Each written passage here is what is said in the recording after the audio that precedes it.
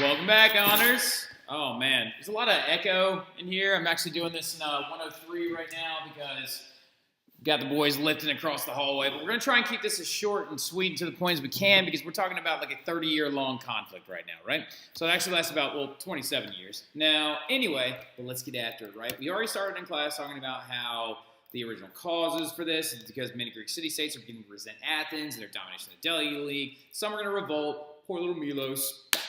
Right, completely destroyed by the Athenians. Not to mention the fact that Sparta and Athens are going to be longtime rivals anyway. And then also Sparta is going to start this Peloponnesian League to actually just kind of counteract everything that Athens is doing, right? So continuing forward, though, we got cut off right here, right? We were talking about how economics are going to start this war in totality. Now, Athens is going to stop Corinth, one of Sparta's smaller allies, from taking over another nearby city-state, right? They're going to also lay siege to a colony of Corinth. That's Milos, right? These punk kids that are outside of my room right now are being absolute turds.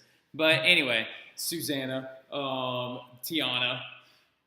But anyway, so Athens is also going to then slap another place called Megara with trade sanctions, right? They could actually not trade with any of the allies of Athens, which would actually be a complete death blow to their entire economy.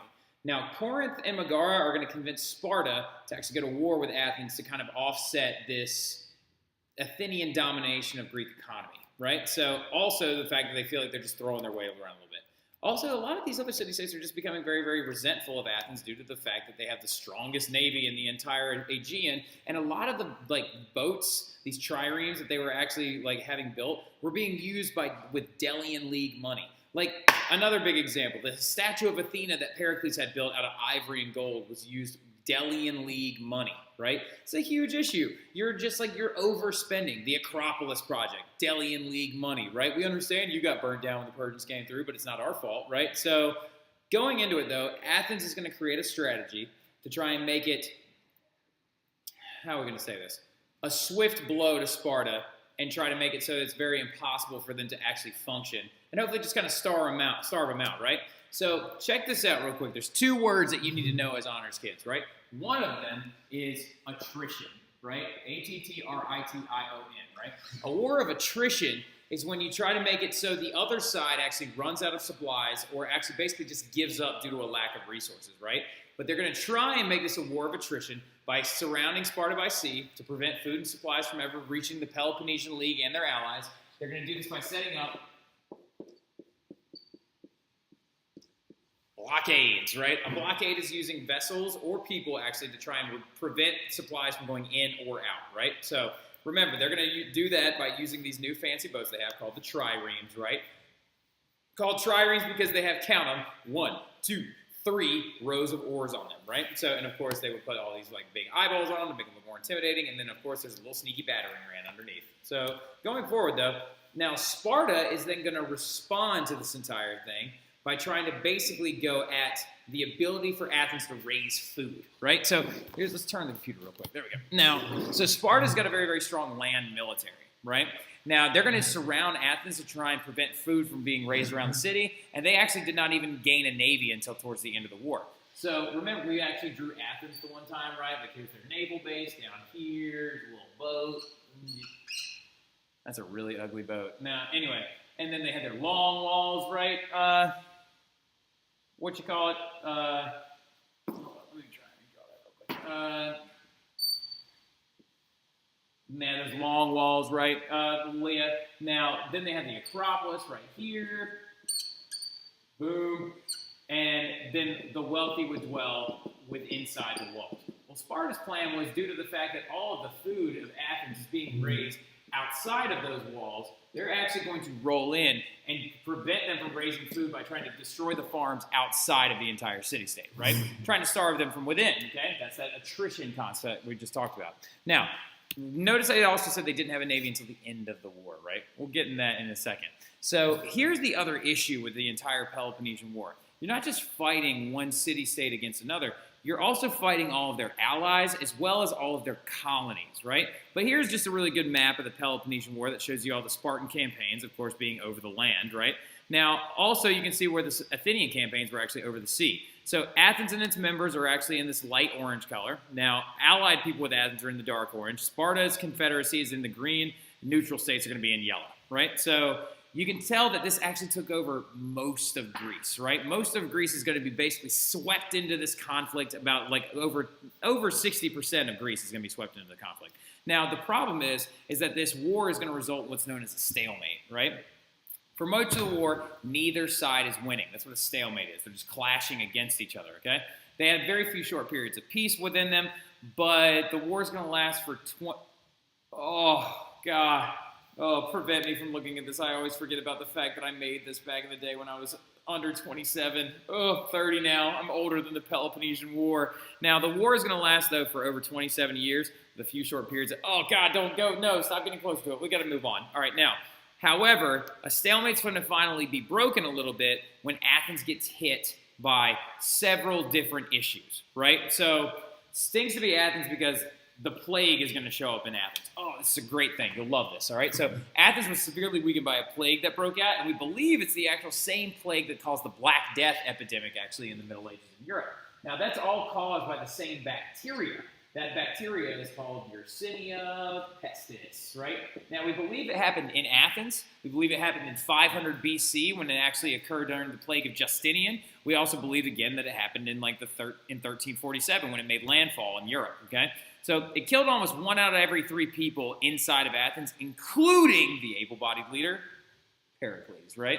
So unfortunately, they're going to lose their leader to this whole thing. Then they're going to take, Athens is going to be like, all right, we just dealt with we can't raise any food. We just got smacked with a plague. Like, oh my God, what are we going to do? What are we going to do? We got to throw a Hail Mary. Now, under the advice of a very, very influential leader at the time, the Athenians are going to make a huge mistake in 416 BC when they invaded Sicily to try and conquer one of Sparta's allies, Syracuse. Because in Syracuse is where Sparta was keeping most of its grain reserves, right? Where it was keeping a lot of food and extra items like that. The Athenians assumed, under the advice of this person, that the Spartans were not actually protecting their grain reserves like they should be. So what's going to end up happening, though, is when the Athenians roll up on their vessels, they begin to find out that actually Sparta was more than prepared for them. And they had an entire contingent of troops waiting there for them when they pulled up. And so the Athenians started trying to jump off the boats into the water and trying to get onto the shore to fight the Spartans. The Spartans picked them off, though, and none of them ever even made it out of the water. They actually drowned and were completely slaughtered by the Spartans at this place called Syracuse. But really quick, anybody want to guess who convinced them to go? Very nice job, Mario. I heard you. Socrates convinced them to go, right? Socrates was like, oh, well, if you go for the food, then they'll never have anything, right? Well, turns out Socrates was wrong. Now, so it's not the first time he was wrong, but then, of course, he's going to make an even bigger mistake later on when he begins to speak out against the gods. He's like, gods aren't even real, who cares? And he's going to be tried for basically heresy of the Greek religion and then also this failed expedition, and they're going to force Socrates to kill himself when he actually poisons himself with this stuff. It's called hemlock. All right, so it was a very, very weird kind of practice of the ancient Greeks to force wealthy or like significant individuals to kill themselves by drinking poisonous hemlock, right? It's actually a root that they would boil down with water, and it would actually like leave behind a poisonous substance. Now, they hoped to destroy the Spartans' food supplies, however, they were surrounded and absolutely annihilated at the Battle of Syracuse. Ooh, God, brutal. Now, continuing forward, though, Sparta's going to win the war by doing one of the dirtiest things they could possibly do. One of the most messed up things they could possibly do. They are going to make not a phone call, it's like the 400s BC, but they are going to contact an old rival and request to borrow some of their naval vessels. And who do you think that is? That's right.